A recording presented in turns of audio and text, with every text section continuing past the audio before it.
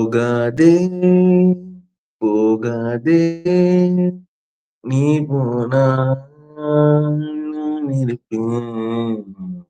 என்னடா என்ன ஒரு ஆரம்பம். இல்ல ஏன் அரோராவோட மனச நினைச்சு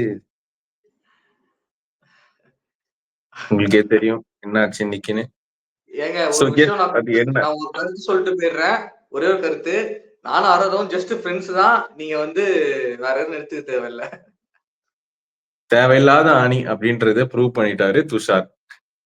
குட் ஆட்சியர்ஸ் எல்லாருக்கும் வணக்கம். So welcome to the weekend episode. எல்லாரும் வீக்கெண்ட் வைப்ஸ்ல ஜாலியா இருப்பீங்க. ஸோ அதே மாதிரி நம்ம சேதவண்ணனும் வந்து செஞ்சு விட்டுட்டு போயிட்டாரு. ஸோ என்னெல்லாம் செஞ்சாரு இன்னைக்கு, யாரெல்லாம் வந்து ரோஸ்ட் பண்ணாரு, யாரெல்லாம் மேலோட்டமா செஞ்சாரு அப்படின்றத பார்ப்போம். எஸ் சொல்லுங்க. ஆரம்பத்திலே பாத்தீங்கன்னா இன்னைக்கு வந்து வெள்ளிக்கிழமை நிகழ்வுகள் காமிக்கல. ஏன் அப்படின்னா மலையாளம் பிக் பாஸ்க்கு ஷூட்டிங் இருக்கனால வெள்ளிக்கிழமை அன்னைக்கு தான் வந்து தமிழ் பிக் பாஸை ஷூட் பண்ணாங்க.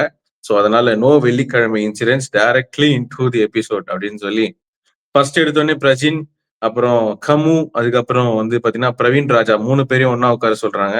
நீங்க 3 பேரும் வாய் திறக்காதீங்க, நான் எல்லாருக்கிட்டையும் மத்தவங்க கிட்ட கேட்க போறேன்னு சொல்லி எல்லாருக்கிட்டையும் கேட்கிறாரு. அதாவது அந்த பிராங்க் எப்படி இருந்துச்சுன்றப்போ எல்லாருமே வந்து கொந்தளிக்கிறாங்க, பயங்கர மோசமா இருந்துச்சு அது இதுன்னு சொல்லிட்டு.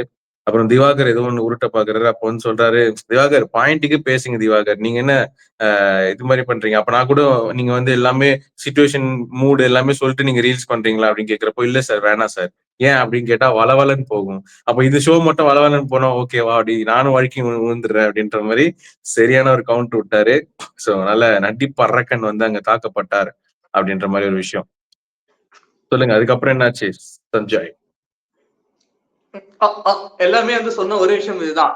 சோ பிராங்க்ங்கிற கான்செப்ட் ஓகே. பட் ஆனா உள்ள போயிட்டு என்டர்டெயின் பண்ணாங்களா அப்படின்னு கேட்டா ஒரு பெரிய கொஸ்டின் மார்க் தான். என்டர்டெயின்மெண்டே இல்ல. சோ இதுக்கு முன்னாடி எப்படி பாபா பாபா பாபா பாபான்னு வந்து எக்ஸாஸ்ட் ஆகி கத்துனாங்களோ, சோ இந்த பிராங்க்குமே அதே இதுலதான் நோக்கமா மூவ் ஆச்சு. சோ இது வந்து ஒரு என்டர்டெயின்மெண்டே இல்ல அப்படின்னு சொல்லிட்டு சேதுவனாவும் சரி, சேது நான் சொன்னனே வந்து அதே பாயிண்ட புடிச்சிட்டு எல்லாருமே வந்து சொல்றாங்க அப்படின்னே சொல்லலாம். அண்ட் அங்க ஒரு மெயினான ஒரு ஃபன்னான விஷயம் என்னன்னு பாத்தீங்கன்னா கனியக்கா கிட்ட கேட்கும் பொழுது அப்பயுமே வந்து அவங்க இல்ல அப்படி இப்படி கனியக்கா நீங்க சொல்றது வந்து நீங்க சொல்றது வந்து சேஃபர் ஜோனா இருக்கு, ரிஸ்கா நீங்க டேரக்டா எதுவுமே பண்ண மாட்டீங்க. இல்ல நான் எனக்கு அப்படிதான் இல்ல அது ஒரு week okay, 2 week okay, 3 week okay, இவ்வளவு வீக் ஆகி போட்டு நீங்க இன்னுமே வந்து அதே மாதிரி இருக்கீங்க அப்படிங்கிற மாதிரி சேது நான் கேட்கும்பொழுது இல்ல எனக்கு நிறைய சேஞ்சஸ் தெரியுது அப்படிங்கிறப்ப சேது நான் வந்து ஒரு சேஞ்சஸும் தெரியல உங்க மேல இருந்து நீங்க உட்காருங்க அப்படின்னு சொல்லிட்டு தங்கா ஒண்ணு பண்ணாரு. சோ அதுதான் உண்மைதான். கனிக்கு சேர்ந்து வந்து எதுவுமே தெரியல. சோ எதுக்கு வந்தாங்க அவங்க சொல்றாங்க ரொம்ப ஸ்ட்ரகிள் பண்ணி தான் வந்து ஒத்துக்கிட்டு தான் வந்து நான் இந்த வீட்டுள்ள வரேன் அப்படின்னு. சோ வெளி உலகம் வேற, உள்ள ஒரு கேம் வந்து நீ என்ன பண்ண போற, சோ இதை வச்சு நீ இப்படிங்கிறது கிடையாது. இந்த கேம் நீ எப்படி கொண்டு போறங்கிறது தான் மேட்ரு. சோ நீ வந்து சேஃபர் கேமா தான் ஆடுற, நீ இன்னும் கேம் உள்ளே வரல. சோ அதுதான் ஃபர்ஸ்ட் பாயிண்ட் நான் எடுத்து வைக்கிறேன். சூப்பர், செம்மையான பாயிண்ட் ஆக்சுவலி இது. மெயினா தான். ஸோ சஞ்சய் வந்து நான் நினைச்சது நீ சொல்லிட்டு ஆக்சுவலி கனி வந்து இன்னுமே ஒரு சுகர் கோட்டடான ஒரு விஷயம் தான் பண்ணிட்டு இருக்காங்க.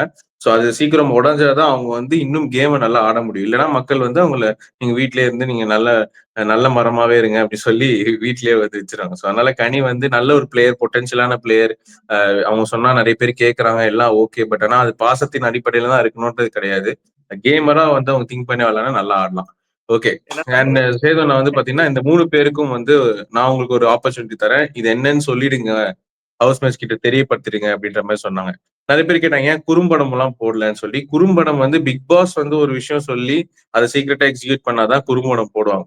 ஸோ கண்டிப்பா சாண்ட்ராவோட அந்த சீக்ரெட் டாஸ்கை ரிவீல் பண்றதுக்கு ஒரு குறும்படம் லோடிங். ஸோ சண்டே எபிசோட் மரணமா இருக்க போது வெயிட் பண்ணுங்க. அண்ட் பட் ஆனா இதுக்கு வந்து குறும்படம் போட மாட்டான், பிகாஸ் இது இவங்களா பிளான் பண்ண ஒரு விஷயம் தான். ஸோ அதனால வந்து குறும்படம் எல்லாம் கிடையாது. ஸோ அதனால வந்து இவங்க சொல்லுங்க அப்படின்றப்போ எதுக்காக பண்ணீங்க? ஆக்சுவலி பாத்தீங்கன்னா அவங்களுக்கு மோட்டிவே சரியில்லை. ஆக்டிங், அதாவது நான் ஆக்டர் ஆக போறேன், ஸோ ஆக்டர் வந்து எவ்வளவு டெப்த் இருக்கு கேரக்டர்ல நான் பண்ணலான்ற மாதிரி.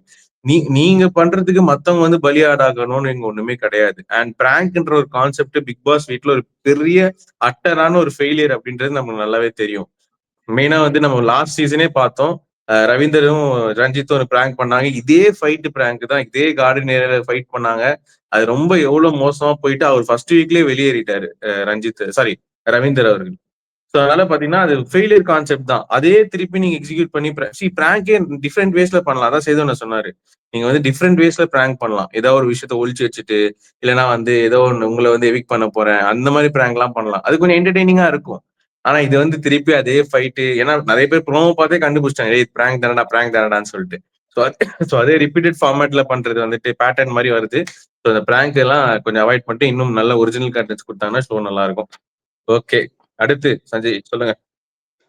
இதுல வந்து சுபிக்ஷாவும் வந்து சொன்னாங்க இந்த மாதிரி பிராங்க் பண்றது தப்பு இல்ல, நியூ வே ஆஃப் பிராங்க் வந்து பண்ணா நல்லா இருக்கும் அப்படின்னு சொல்லும்போது, அப்படியா சுபிக்ஷா நீங்க பண்றீங்களா, நீங்க யோசிச்சு பண்றீங்களா, இந்த வீட்டுக்கு போறதுக்குள்ள நீங்க பண்றீங்களா சொன்னேன். பண்றேன், சரி நீங்க யோசிச்சே இருக்கீங்க, நான் வந்து பிரேக் போயிட்டு வந்துடுறேன் அப்படின்னு அங்க ஒரு தக்க போட்டு தலைவா போயிட்டான். இது வந்து வெறித்தனமா இருந்துச்சு இது எல்லாம், இந்த செக்மெண்ட் எல்லாமே. ஸோ கோவமா எதுவுமே திட்டல, புரிய வைக்கணுங்கிற ட்ரை பண்ற மாதிரி புரியவும் வச்சாரு. அந்த சேம் டே சம ரோஸ்ட் அப்படின்னே சொல்லலாம். அதை தாண்டி என்னன்னு பாத்தீங்கன்னா, நம்ம 4 பேரு வைல்ட் கார்டு இன்ட்ரெஸ்ட் கண்டஸ்டன்ஸ் எல்லாம் வந்தாங்க இல்லையா, அவங்க வந்து பாராட்டலாம். ஏன்னா உள்ள போயிட்டு அவங்க பண்ண வேண்டிய வேலைகளை வந்து பயங்கரமா பண்ணிட்டாங்க. கை தட்டுங்க. அவங்களும் வந்து ஏஜுக்கு கும்பிடுறாங்க. எனக்கு வந்து சமசரி தாங்கல. அதுதான் அவங்க 4 பேர் என்ன பண்ணாங்கன்னு சொல்லிட்டு போட்டு தாக்குன்னு தாக்குனாங்க எல்லாருமே. அண்ட் அங்க வந்து சாண்ட்ரா மட்டும் எடுத்து இப்படி வச்சிடலாம். ஏன்னா அவங்க வந்து கொடுத்த டாஸ்க் தான் பண்ணாங்க. பட் ஆனா எல்லாருமே வந்து அடிச்சது பாத்தீங்கன்னா அந்த ஒரு ரீசன், அந்த ஒரு குறிப்பிட்ட டாபிக் வச்சுதான் அவங்க அடிச்சாங்க அப்படிங்கிற மாதிரி தோணுச்சு.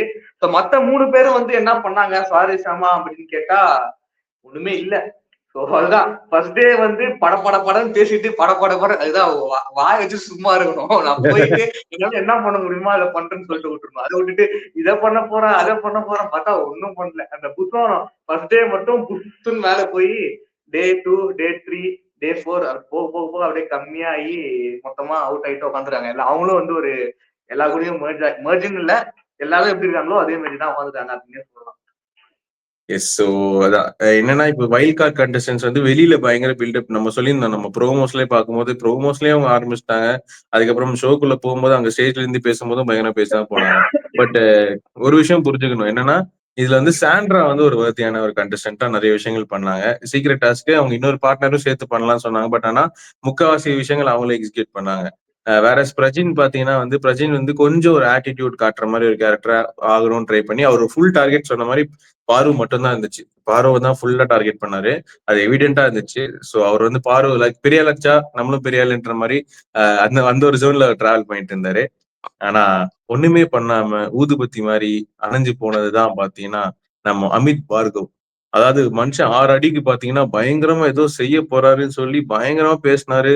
அந்த ஃபர்ஸ்ட் உள்ள போனோனே எல்லாரையும் வந்து நீங்க இது பண்றீங்க அது பண்றீங்க நம்ம எல்லாம் சொன்னாரு. பார்வை கூட அக்யூசேஷன் எல்லாம் வச்சாரு. பட் ஆனா அவர் என்ன பண்ணாரு அப்படின்னு கேட்டா ஒண்ணுமே பண்ணல. அவர் வந்து ரிசைன் பண்ணிட்டு ஒரு ஓரமா உட்காந்து ஒரு 5 நிமிஷத்துக்கு அழுதாரு. அதுதான் அவர் இந்த வாரம் பண்ண கண்டென்ட். அதுக்கப்புறம் திவாகர் கூட சேர்ந்து செஞ்சோற்று கடந்தி இருக்கு அந்த கண்டென்ட்ல அவரு ஓரமா நின்றாரு. அங்க கூட மெயின் கேரக்டர் யார் எடுத்தானா திவாகர் தான். சோ அதனால அமித் பார்கவ் வந்து ஒரு நீ சொன்ன மாதிரி தான் புஸ்வானம் தான். சோ வெளியில வந்து பயங்கரமா வந்து ஃபயர் ஆனாரு. உள்ள போயிட்டு வந்து பாத்தீங்கன்னா புஸ்வானம் மாதிரி புஷ் ஆயிட்டாரு. ஆனா அவங்க பொண்டாட்டி வந்து வெளியில இன்ஸ்டாகிராம்ல அவருக்காக வீடியோஸ் எல்லாம் போட்டு கேம்பெயின் எல்லாம் பண்றாங்க.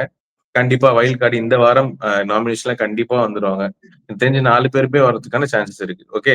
அண்ட் எஸ் இதுதான் வந்து வைல்ட் கார்டு. அண்ட் அஃப்கோர்ஸ் நம்ம வீட்டு தலை திவ்யா கணேஷ். திவ்யா வந்து எனக்கு என்னன்னா உண்மையிலேயே பிடிச்சிருந்தது. அதாவது பாருக்கு டஃப் கொடுக்குற ஒரு ஆள் வந்து அந்த வீட்டுல இது வரைக்கும் யாருமே இல்ல. பட் திவ்யா வரும்போது ஒரு ஹோப் இருந்துச்சு. ஓகே திவ்யா விசஸ் பாரு இது கொஞ்சம் நல்லா ஃபயர் பிடிக்கும் அப்படின்னு சொல்லி. திவ்யா மேல நிறைய தப்புகள் இருக்கு, நான் இல்லைன்னு சொல்லல.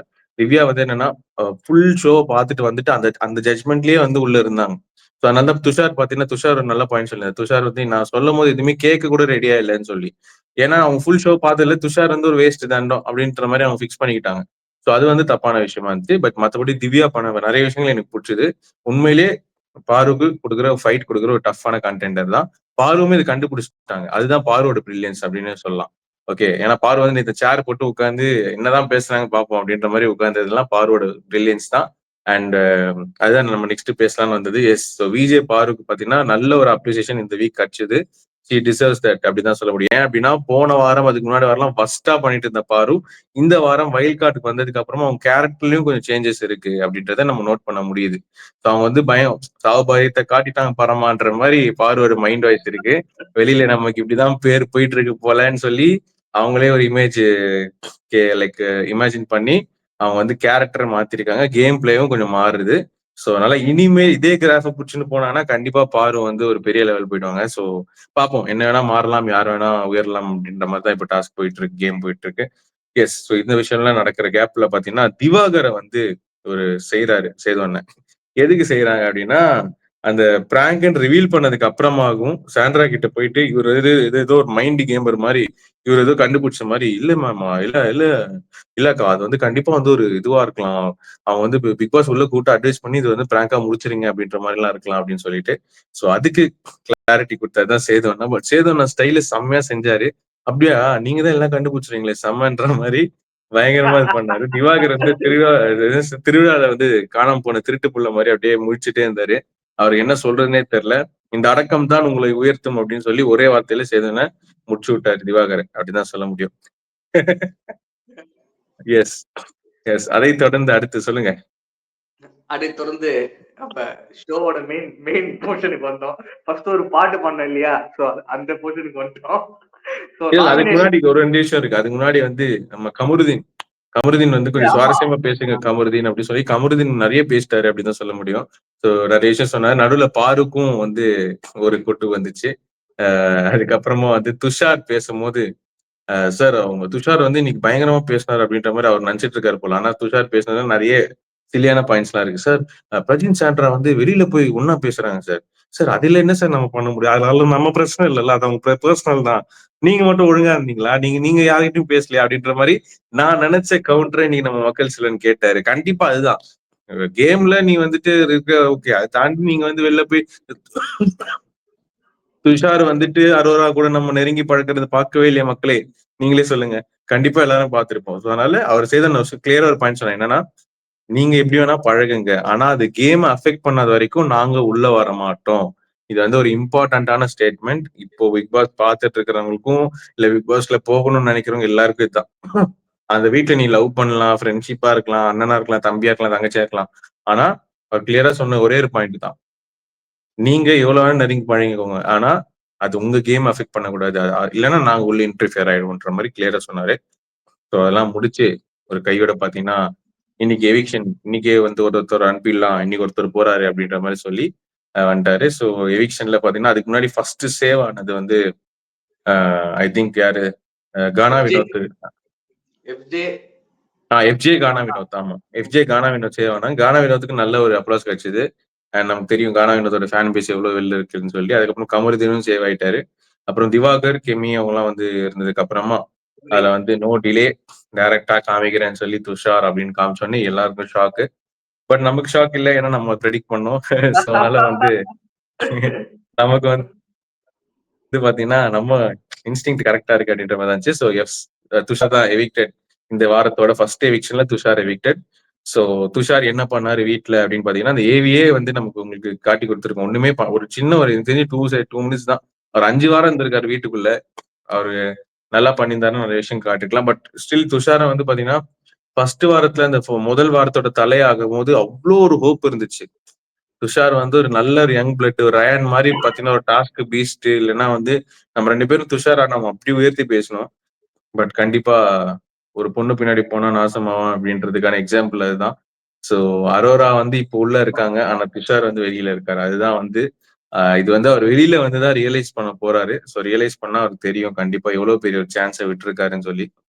சோ கண்டிப்பா அதுக்கு இல்லாம பொட்டன்ஷியலான ஒரு கண்டஸ்டன்டாவும் தோணல. ஏன்னா அவர் வந்து மோஸ்ட்டா அங்க ஃப்ரெண்ட்ஷிப்ஸும், பாண்ட்ஸும் தான் அந்த அண்ணனும் தம்பியுமா பழகலாம்னு நெனச்சாரே தவிர, ஒரு பாயிண்ட்ட கூட சரியா எடுத்து வைக்கல. அதனால தான் இன்னைக்கு வந்து அவரு பேசினாரு.